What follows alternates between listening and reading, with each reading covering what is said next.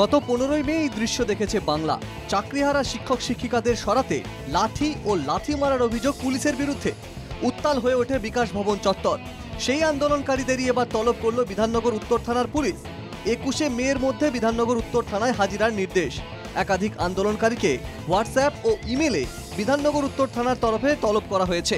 সরকারি সম্পত্তি নষ্ট, পুলিশকে মারধর সহ একাধিক জামিন অযোগ্য ধারায় মামলা করা হয়েছে। এই তলবে নাম রয়েছে আন্দোলনকারীদের অন্যতম মেহবুব মণ্ডলেরও।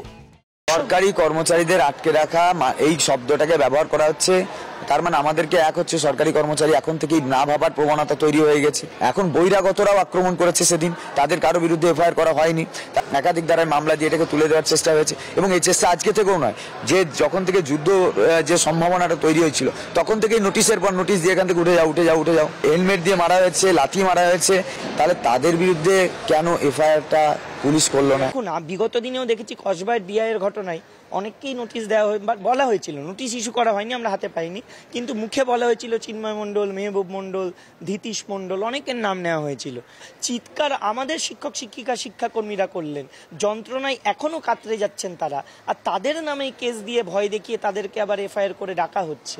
হার্ড কপি এখনো পর্যন্ত এসে পৌঁছায়নি, তাদের মোবাইলে মেসেজ দেওয়া হয়েছে। পুলিশের ভূমিকা নিয়ে একাধিক প্রশ্ন তুললেও আন্দোলনকারীদের অভিযোগকে আমল দিতে নারাজ শাসক দল তৃণমূল। পুলিশ কখনোই কোনো গণতান্ত্রিক আন্দোলনকে দমন করতে যায়নি। যেটা হয়েছে সেটা প্রশাসনিক একটা প্রক্রিয়া, এর সঙ্গে পুলিশের দমন পীড়নের কোনো সম্পর্ক নেই।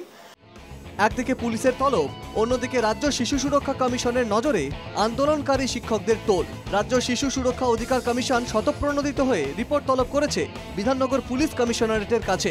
কিভাবে শনিবার শিশুরা আন্দোলনকারী শিক্ষকদের জন্য মিছিল করল, রাষ্ট্রসংঘের শিশু সুরক্ষা অধিকার গাইডলাইন উল্লঙ্ঘন করেছে বলেও উল্লেখ করেছে রাজ্য শিশু অধিকার সুরক্ষা কমিশন।